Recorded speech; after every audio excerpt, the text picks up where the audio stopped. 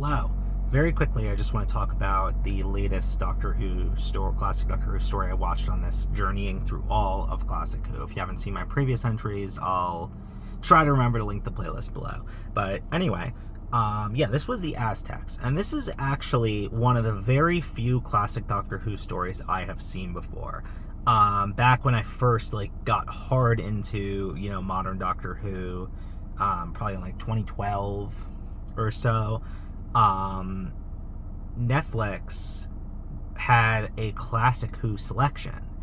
This was back when Doctor Who was homed on Netflix for streaming.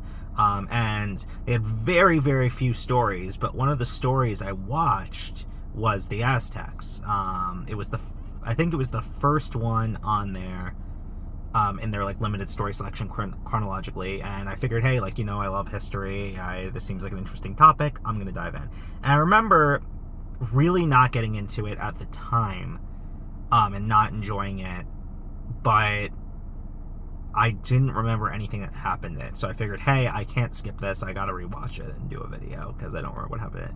And yeah, it's not great, but it's definitely better than I remembered. It's not bad, per se.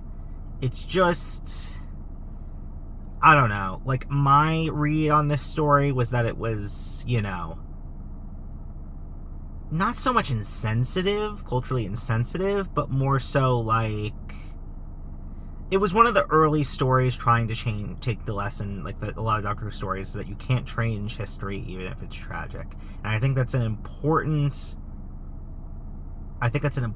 lesson that this series teaches, especially for kids, to know that history may have been bad and there's nothing we can do about that, but we can always improve the future or try to strive to help one person. And I feel like that's part of the core thesis of Doctor Who as a series, and I feel like this was the first story where I really got that vibe and sense from Classic Who.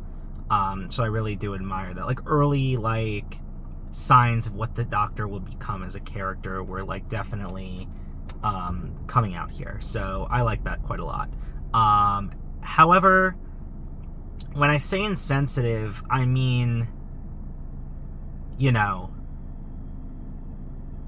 the Doctor and his companions show up at, and this is another thing that's super recurring in all of these stories, is that the conflict always seems to be, the core of every conflict in all these stories is something is either preventing them from getting back into the TARDIS, or getting back to the TARDIS, or getting into the TARDIS. It seems like that's their concept of conflict each story here, I've noticed, for the most part.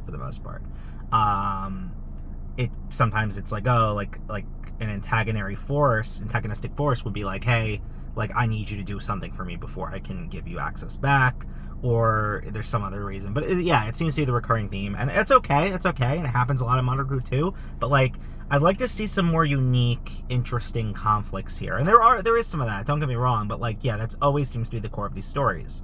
But specifically with the Aztecs, I think what my big issue here is that there's no good people in this story. Maybe that woman that the Doctor befriended from the garden, that matriarchal garden or whatever, but yeah, and that's classic Doctor move, getting engaged to this woman just to get help from her. That's such an old school Doctor move. But yeah, there was just something about it where everyone was just so mean and nasty, and especially a lot of people consider the arrival of the Doctor's Spades to be gods, and it's this is how they're treated. And I guess that's the point of the story, is to show it's a commentary on people using religion as an excuse for their own evil and personal gain. And I think that's what it was trying to convey, that hey, even in this past long gone society, it was the same issues that we're experiencing today with organized religion.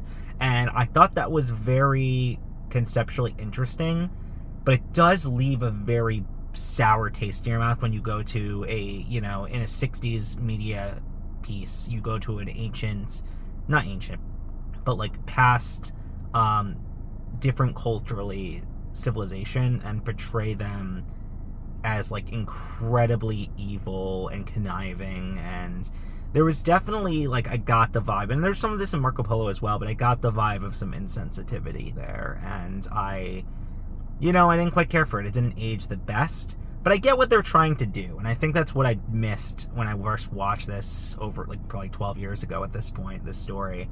I think that's what I missed. I think what I missed is that there is commentary that they're trying to weave here, and they do it somewhat well.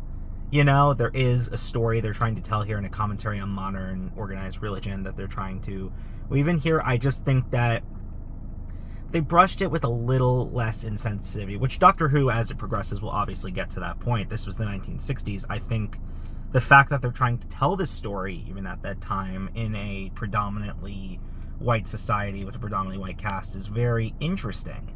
And I think it's you know, it is progressive. It is forward thinking. But I think the fact, you know, when you divorce it from that cultural context, it does reek of a lot of insensitivity, and it is slow. It is slow. I think that's another criticism I have, and I think that's an issue with a lot of the classic Who stories. I feel like this was 4 episodes. Could have definitely been 2 or 3, you know. I don't think it needed the full 4. I think that it's a budgetary thing. If you stretch a story for as long as possible with the same actors and sets, you're paying a lot less people for much more mileage. So it makes a lot of sense for a show that had like a really small budget, you know? So it makes a lot of sense. I understand why it was, you know, as long as it is. But I'm getting a little, I feel like they need to be more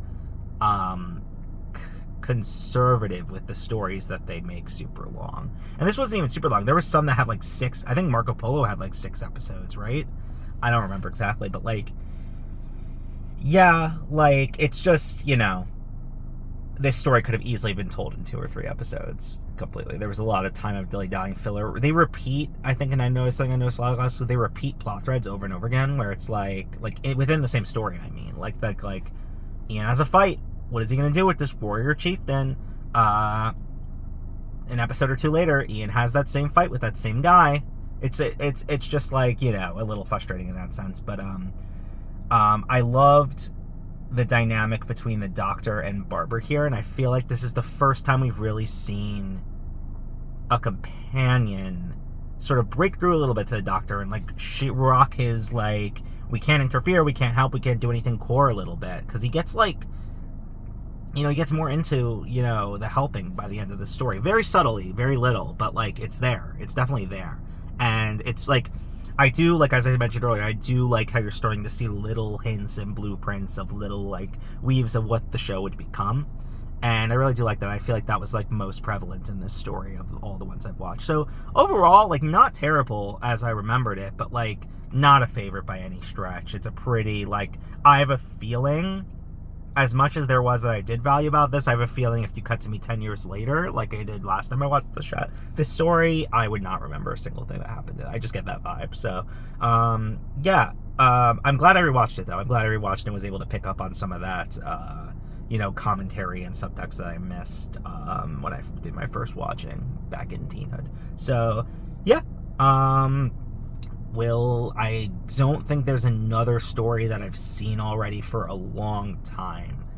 I think the next in the chronology that I've seen is the 3 Doctors, which is way far out from where I'm at. So, I think everything's going to be fresh and new from this point on, so I'm excited about that. So, yeah, this has been another journey through Classic Who. Thanks for watching.